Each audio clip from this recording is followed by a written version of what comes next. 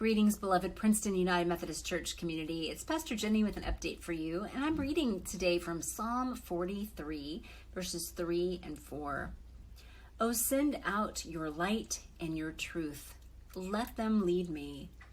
Let them bring me to your holy hill and to your dwelling, and then I will go to the altar of God, to God my exceeding joy, and I will praise you with the harp, O God, my God. This is the word of life. Thanks be to God. We're continuing this week with our Contagious Joy worship series, this conversation about joy that is so deeply needed in our hearts, in our lives, in our communities, in our world, something that our faith is meant to give us so much of in abundance. God desires joy to be complete in us. God, through Jesus Christ, offers us this glimpse, this way of living and existing and moving in this world that is full of joy, that is contagious, that is seen by others. Yet, for many of us, me included, it is not always easy to access this joy. We talked last week about how when we are abiding in God's presence, when we're abiding in God's love, when we're letting God delight in us, when we're letting ourselves delight in God, this is the source of that joy. Those yeses from God and our yeses in response, our joyful responses, are the heartbeat of that joy in us. Joy is not so much a feeling, but it is a practice. It is a thing that is cultivated and grown through our relationship with God, our relationships with each other. I'm not saying that because it's easy. I'm just reminding us that it is something that is cultivated. It is something that is that isn't just circumstantial, and it isn't just that we just have it all the time at our fingertips. It is something that we work on and we work for and we work with each other for. This week, we're talking about joy as resistance, and this passage that I just read comes in the midst of two heartbreaking psalms. Things are terrible in the lives of the Israelite people. They are suffering, they are struggling, and there's this little bit in there, these couple of verses, where they talk about, they remember, they rehearse, they long for, they seek out God, who is their exceeding joy. So it may not seem that joy could be a form of resistance in the face of injustice, of evil, but I think that this is precisely so key to some of our finding joy in the world.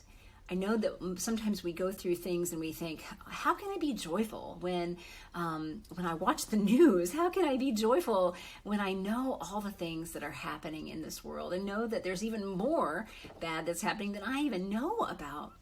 So I think this is one of the ways that we can start to talk about that and access that and feel okay and give permission to how we can have joy. So this is actually, I think, a perfect topic for Juneteenth. Juneteenth is June 19th, which is this coming Sunday. And this is what we're going to be talking about. Hey, Lim is going to be preaching. And you know, when we think about even Juneteenth teaching us, remember that this is the day where finally, way too long after, well, people should never have been enslaved in the first place, but way too long after the news of emancipation first was made, with the first Emancipation Proclamation first happened, way too long, it finally reached enslaved people in Texas. And this is the day that we're commemorating with Juneteenth celebrations. And over the years, I think that we can learn from how people have celebrated, how our the ancestors of those enslaved peoples have celebrated and carried this tradition forward. There's a way in those celebrations that are often filled with dancing and food and community and parades that it's always pointing to the ways that enslavement has evolved, right? We don't have enslavement the same way we did 150 years ago, but we do have it still through systemized racism and systematic racism in a variety of ways that people have kind of changed our ways of suppressing and oppressing people. So these Juneteenth events keep pointing us to these ways that things are still not right. There are still ways that racism thrives, that racism has way too much power in our world. And at the same time, these celebrations point to a deeper truth, a reality that is based for many in this godly presence, this abiding trust and hope in something that God is already doing and something that God is continuing to do. This deeper place of freedom and fulfillment of life that exists even as we withstand the things that are not right in this world. There is a joy that points to a freedom that no human being can give another human being, that we have because of our relationship with God, because of our abiding presence with each other in the presence of God. And this is something no one can take away from us. This is a form of joy as resistance. We saw this in the civil rights movement too. And we continue to see it in places where people find their way to thriving in the midst of the worst circumstances in the world. We see this in people like Dietrich Bonhoeffer, who, after the example of Paul and many others, who have found themselves in terrible situations, internment camps during World War II, German internment camps in World War II, and able to sing, able to find a part of them that can never be bound by prison cells, by injustice, by the Third Reich, or by enslavement, or by any of these kinds of things. We have so many witnesses in our world who can show us that kind of joy. And this is what we're looking at this week. I wonder who your examples are about this kind of joyful witness, about this kind of joy that is resistant, that both points to the deeper truth of a freedom that cannot be touched, and at the same time points out, bears witness to the injustices that are right there around us, that are not okay, that need to be changed, that need to be dismantled, that must be addressed. And yet, this grace, this joy, this life is still more powerful than that.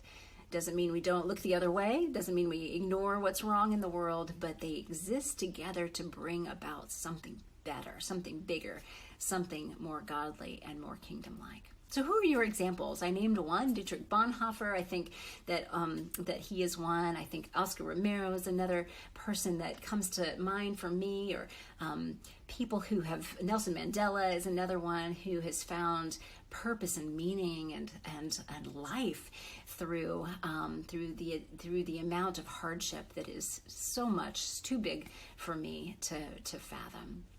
So I would love to hear how you think about this and how you will be celebrating. I'm going to take the next, the rest of this week off. I'm not going to be with you in person at church on Sunday. I'll be worshiping with you from afar, and I will be back in the office, or in my home office, the various offices that I have next week, and look forward to being with you for baptisms and new members joining on the 26th. We've got lots of other events happening in the course of these couple of weeks too. We have a Pride Parade. The Princeton Pride Parade is happening on Saturday, and you're welcome to come and join us and march in that to show our love for all people.